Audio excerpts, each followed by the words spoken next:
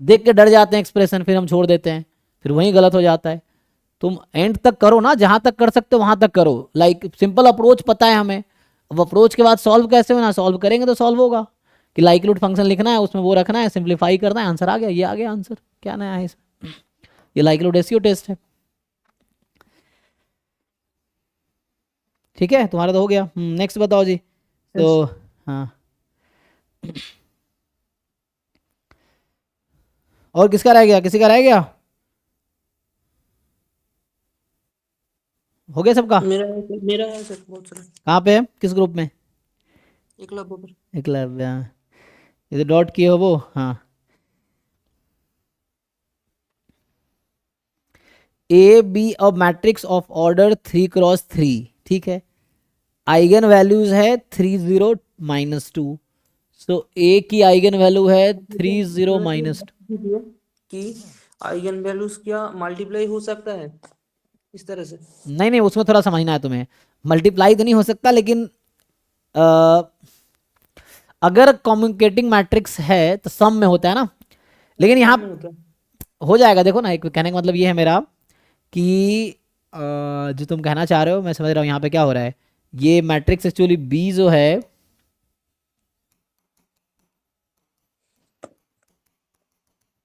ये है, यही ना। ओके। तो ये तो हम यहाँ से बोल सकते हैं ना कि a + i तो तुमने निकाल ही लिया होगा।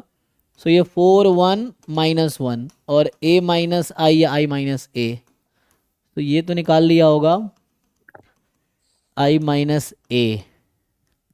क्वेश्चन है कब मल्टीप्लाई कर सकते हैं, ये कंडीशन है ना। सो ये तो चलो आ जाएगा ना, -2 -1 - 0 1 और 1 - 2 3 आ जाएगा, है ना। ओके। अब क्वेश्चन पूछा गया है तुमसे कि then sum of the eigen values of B, मतलब ट्रेस ऑफ बी पूछ रहा है तुमसे। अच्छा,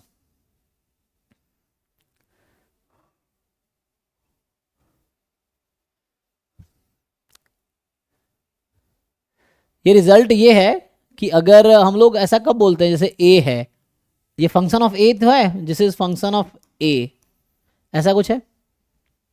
आई तो ठीक है, आई तो 1 है ना, तो वो 1 जैसा है। Trace of A into trace of B, तो वो तो वहां पर तो हो जाता है। ट्रेस ए बी बराबर ट्रेस बी ए, ये होता है ना फॉर्मूला तो।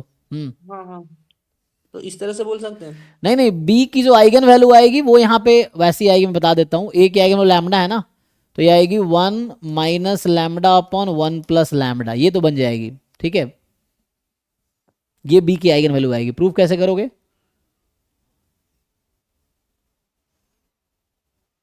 लैम्डा ए की आइगन वैल्यूज हैं, उसकी बात कर रहा हूँ। कहने का मतलब ये कि यहाँ जो बनेगा, बी की जो आइगन वैल्यूज आएंगी i - a, तो मतलब -2/4, 1/1, 3/-1। ठीक है, मतलब ये मैं कुछ नहीं, इनवर्स को डिनोमिनेटर में ले आया, बस वही है। हम्म। तो यहाँ से क्या आ रहा है, ये हर जगह नहीं कर पाएंगे प्रोडक्ट में a × b में। आई थिंक यहाँ पे इसलिए हो पा रहा है क्योंकि ये a का सिर्फ फंक्शन है। दोनों का आइगन स्पेस सेम होता है तब होता है। अच्छा, तो दोनों का आइगन पर स्पेस सेम होता है तो। पर हाँ, इसका मतलब नेट पे सर्च किया तो वही बता रहा था, अच्छा कुछ तो अच्छा, इनवेरिएंट स्पेस ऐसा कुछ तो वर्ड था। इनवेरिएंट, अच्छा अच्छा, हाँ हाँ, वो इनवेरिएंट का मतलब होता है कि चेंज ना हो ना। तो ये आंसर इससे आ जाएगा, इससे आंसर आ रहा होगा ना। आंसर तो आ गया। हाँ, इसकी वजह ये है कि ये function i + a i - a है ना, तो यहाँ पे कर सकते हैं मल्टीप्लाई। जो तुम कहना चाह रहे हो वो ठीक है, कि जैसे i + a का डिट वो आया, तो i + a का जो इनवर्स होगा वो 1/4 है ना, 1/1 और 1/-1, ये ओके है। और यहाँ i - a का भी निकला हुआ है, वो -2 1 3। अब इसका प्रोडक्ट का ये तो होगा, लेकिन रिजल्ट कौन सा है ये पूछना चाह रहे हो ना, i - a। This is a function of a and i, इसलिए हो रहा है, ये तो ठीक है। तो ये वही आ गया जो मैंने यहाँ लिखा है, तो इसकी आइगन और ये आ गई। सो बट हमेशा मल्टीप्लाई तो नहीं कर सकते। यहाँ पे जहाँ तक मुझे पता है कि ये फंक्शन ऑफ a है, identity like 1 in the equation, इसीलिए। या अगर मान लो इसको तुम इधर भेज दो, इसको इधर भेज दो, तो क्या होगा, मैट्रिक्स इक्वेशन बन जाएगा। सो मैट्रिक्स इक्वेशन होगी इसीलिए। अच्छा ये बताओ क्या ये फंक्शन वन वन फंक्शन है? हाँ। तो इसको डेरिवेटिव करोगे वो आ जाएगा, डेरिवेटिव करोगे वन अपॉन वन आएगा। वन वन तो है। ना होगा क्योंकि वन पहले तो पॉजिटिव होगा, उसके बाद भी पॉजिटिव आ जाएगा। ए की आइगन वैल्यू लैम्डा है, सो जी ए की आइगन वैल्यू जी लैम्बडा होगी। So what is condition on g? तो मैंने क्लास में ये लिखाया था कि अगर पॉलिनोमियल है तो कोई दिक्कत नहीं है, अगर जी पॉलिनोमियल है तो no problem, if ji is a polynomial it will work. So ये है। और क्या कंडीशन बता सकते हैं? A has eigen value lambda, then g A will have eigen value g lambda. So what is restriction on g? तो अभी मैं यूज वही कर रहा हूँ directly, this is a function of A, ठीक है ना, वन इज लाइक कॉन्स्ट, मतलब आइडेंटिटी वन वन होना चाहिए। वन वन में वर्क करेगा, आई थिंक सो, है ना।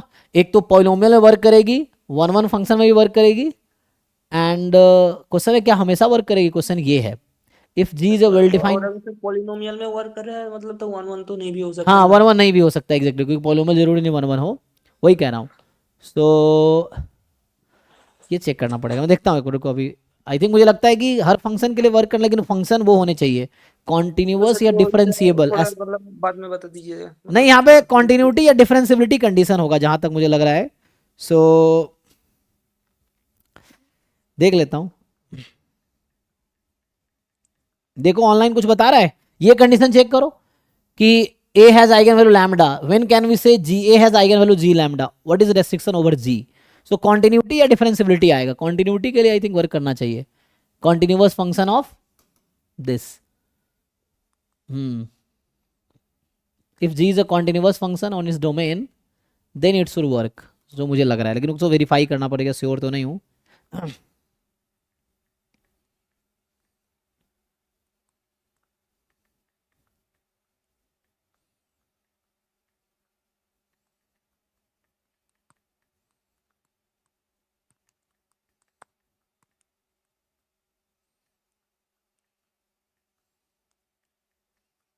तो वो बता रहा unless they have same eigen vector. Same eigen vector, वो तो होगा। अच्छा उसके लिए सेम आइगन वेक्टर होने चाहिए, ओके। तो वो तो वहाँ वर्क कर जाएगा, क्योंकि उसमें क्या होता है, आइगन वेक्टर सेम हो, तो वही आइगन स्पेस जो कह रहा था ना। तो इसलिए वर्क कर रहा होगा ना। तो अगर दोनों का आइगन जैसे होता है ना, जैसे मैंने बताया था ना A V is equal to lambda V, तो जब ए स्क्वायर वी निकालते हैं तो यही लैम्डा स्क्वायर वी आ जाता है ए ऑपरेट करने के बाद। तो इसका मतलब है कि ए और ए स्क्वायर का आइगन वेक्टर कॉमन है ना। तो ए की आइगन वैल्यू लैम्डा है, तो ए स्क्वायर की आइगन वैल्यू लैम्डा स्क्वायर है, पॉलिनोमियल में सिमिलर सिचुएशन होती है, तो इसीलिए। तो आई थिंक जहां पे भी ऐसा होगा कि आइगन वेक्टर कॉमन रहेगा देन यू कैन डू। बोल रहा है ए डायगोनलाइजेबल होगा, ए बी डायगोनलाइजेबल और g A being well defined for non diagonalisable case. Non diagonalisable case, अच्छा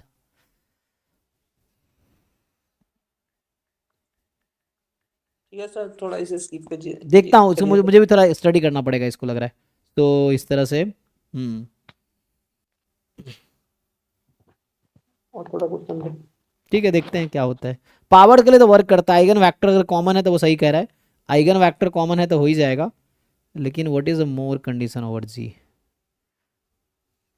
ठीक है ना, नेक्स्ट क्वेश्चन पे आता हूँ, इसको चेक करता हूँ। तो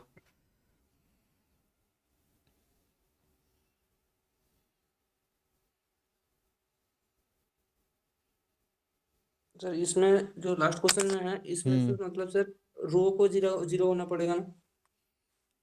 एक मिनट, तो रो को जीरो होना पड़ेगा।